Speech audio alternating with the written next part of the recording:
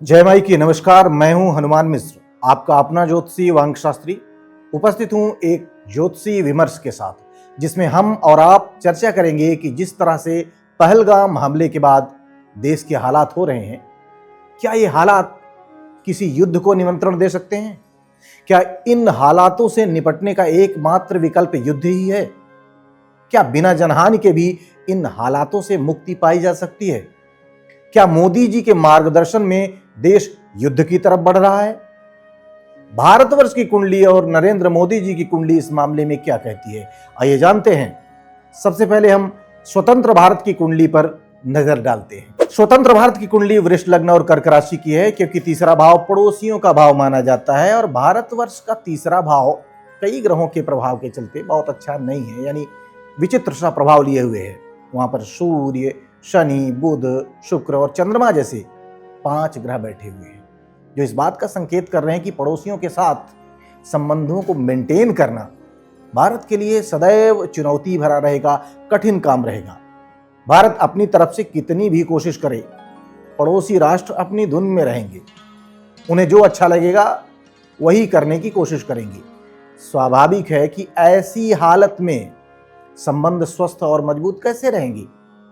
अभी हाल फिलहाल की बात की जाए तो 5 मार्च 2025 से 5 सितंबर 2025 तक भारतवर्ष की कुंडली में चंद्रमा में सूर्य की दशा का प्रभाव रहेगा।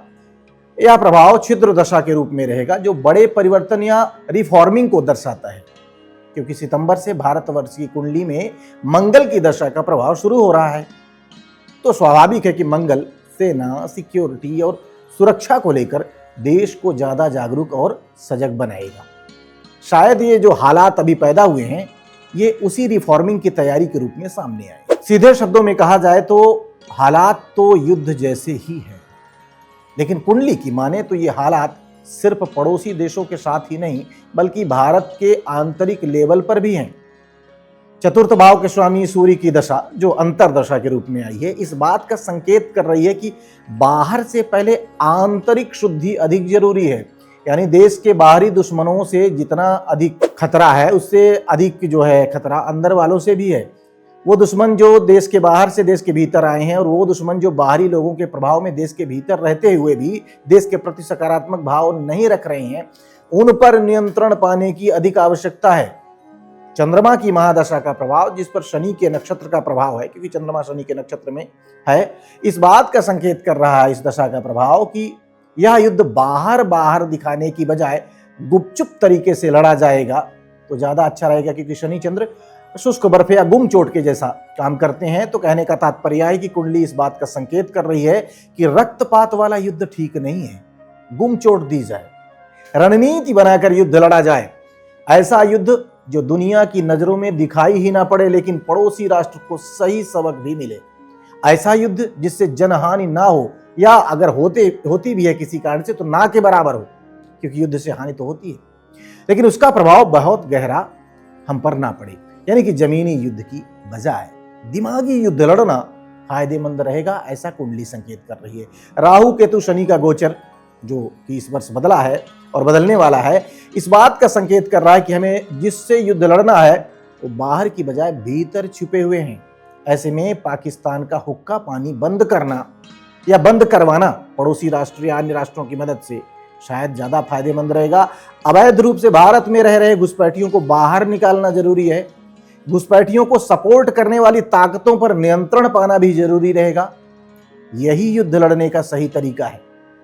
मोदी जी की जो प्रचलित कुंडली है, वह भी इस बात का संकेत करती है कि उन्हें साम दाम दंड भेद सभी तरह के नियम पता है, उन्हें प्रयोग करना भी आता है। तो इस बात की प्रबल संभावना है कि हाल फिलहाल जो युद्ध जैसे हालात निर्मित हुए हैं, वो रक्तपात को बढ़ावा नहीं देंगे, बल्कि गुपचुप तरीके से रणनीति पूर्वक देश के हालात सुधारे जा सकेंगे और उपद्रवी तत्वों को सही सबक भी सिखाया जा सकेगा, वह भी कम से कम नुकसान करके। यानी कम नुकसान बड़ा फायदा। एक बात और जो हमने संवत्सर के शुरुआती समय में ही कही थी, जब ये संवत्सर हिंदू नववर्ष शुरू हुआ था, उस समय ही कही थी कि इस वर्ष का दुर्गेश, यानी दुर्ग की रक्षा करने वाला शनि ग्रह है।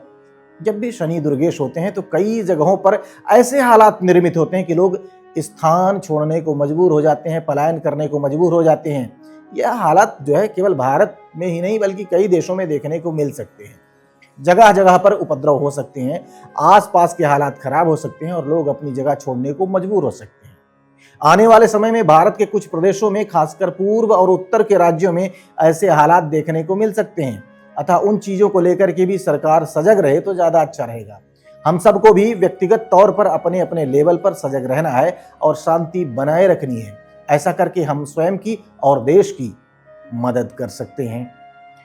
अब सबसे जरूरी बात यह है कि वर्तमान हालातों में जब देश युद्ध के मुहाने पर खड़ा नजर आ रहा है, हमें क्या करना चाहिए।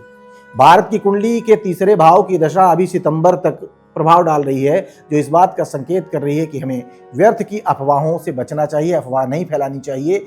तीसरा भाव कम्युनिकेशन और मीडिया का भी है, तो भारतीय मीडिया का भी कर्तव्य बनता है कि व्यर्थ की खबरें और सनसनी फैलाने वाली खबरें चलाकर लोगों को भयभीत न किया जाए, बल्कि सार्थक खबरें चलाई जाएं। विपक्षी दलों को सपोर्ट करने वाले जो लोग हैं, उनसे भी यही आग्रह है कि जब सभी दल एकजुट होकर देश के साथ खड़े हैं, तो आप अपने लेवल पर देश को बदनाम करने का काम ना करें। आपका विरोध देश के किसी नेता या किसी दल से हो सकता है, देश से नहीं। तो ऐसा कुछ ना करें जिससे देश के हालात खराब हों। हर व्यक्ति अपने अपने लेवल पर सपोर्ट करेगा तो भारतवर्ष की कुंडली का जो प्रभाव है, ये देश को बड़े नुकसान से बचा लेगा। देश को सुरक्षित रखने में ये मददगार बन जाएगा। मिलते हैं अगले वीडियो में। नमस्कार। जय माई की।